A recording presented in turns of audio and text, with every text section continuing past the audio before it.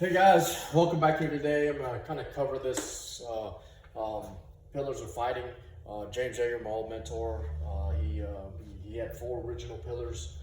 I didn't add one, I stole one from John LaBelle back in the day, but I'm going to cover it. It's pretty similar. And there's other acronyms out there. I'll probably go over a couple of them, but this is what I believe, and I still believe today is what you should base your things on. So top of the list, James always wrote it like this, but mindset was the most critical and most important factor in everything. Survivability, fighting ability, training, how you live your life. I get it. You can't mindset something to death, right? You can't, mindset like physically won't do the actions, but mindset is a huge part on us being able to perform and do the deed. So as an equatable story, what do you think is more dangerous? A 16-year-old armed with an M16 who's trying to kill a bunch of people, or a former Navy SEAL armed with a claw hammer trying to protect this kid? Who would you rather face? Well, pretty simple. The dude with the hammer will do anything to protect this kid with the training, tactics, and skill he's got. It may not have the gear, but it'll probably screw you up pretty bad with that hammer given in the range. So mindset, are you willing to do the deed? So this is willingness, okay? Will to fight, will to kill, and the ability to endure. That's like going into what's motivation versus determination. Mindset is huge, guys. That is the one thing like no one can give you. You can't buy it. You can't pull out your Amazon card and purchase it on the internet. It can't be sold to you. It can't be bottled up and given to you. You have to cultivate that. You have to build it. You have to do everything you can. It's a huge mental thing. It's whether it's reading or studying, etc. Next on the list is tactics. You got to have some tactics, right? Tactics is you having a plan, essentially. John Farnham said it pretty good. He said tactics is about having the best and doing the best risk. It is never no risk. So have a plan, have a strategy, okay, and the ability to have another plan, improvise, adapt, overcome, because situations change over time, whether it's a microsecond, a millimeter, or a year, or 10 years. Okay, so tactics. Be thinking about what you need to get done. And doing it well and taking the risk, because that's a huge factor. Okay, are you willing to do? Next on the list is skill. Do you have the proper specified or general skills necessary to complete the task? That is flying an airplane, shooting a gun, swimming, lifting weights, whatever it is. Do you have the proper technical skill?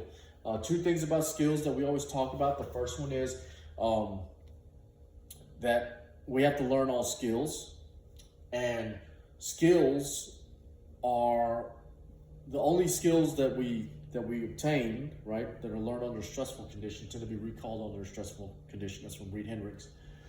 But we will always default to the level of training or habit that we have mastered. We will never rise to the occasion, okay? And that's another James kind of thing that I've modified over the years. The difference between skills and habits.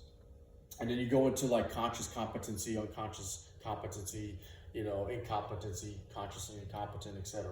But building that skill is super important. A lot of times people, if they focus on anything, this is probably the one they wander into, number 2 wise, outside of gear, because they hate working out.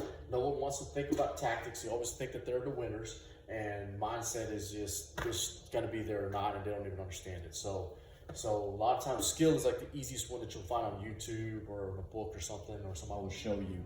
But you have to put in the relevancy 5 R's again on what's going on. Next on the list is fitness. I stole this from John LaBelle because it's true.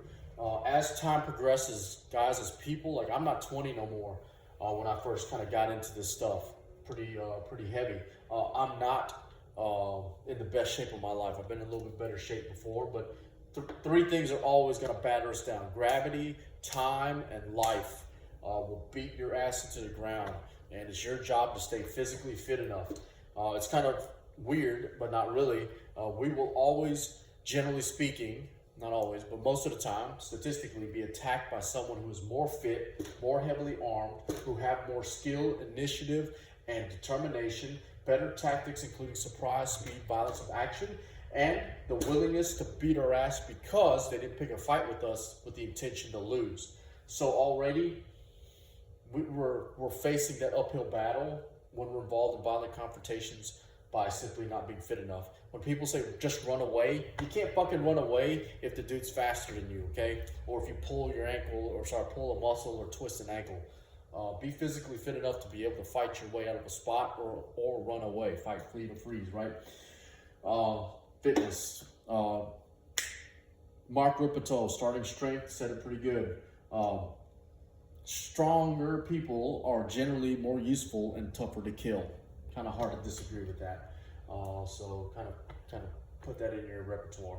Last, and unfortunately, but least, is gear. Now, gear, here's the other broad view is, if you will do, it will have to do. But realistically, I would also like to have the best gear available to me that I could possibly have to fix my problem. If it's a deadly force problem, then I would like to have a deadly force option. Then carry your gun. Buy a good gun, make sure it's reliable, and train with it, and carry it with you. So the funny part is gear is about the only thing that we can preparatorily prepare for. I can't determine the who, the what, the where, or the why I'm going to be involved in a physical fight, but I can determine what gear I carry, and about the only who you can determine is you. Everybody else is unknown. The friendlies that will be with you, that you're responsible for, the bad guys, how many, why they're attacking you, those are all unknowns. But the amount of gear that you carry and what you carry, that you can prepare for. So check your equipment at least.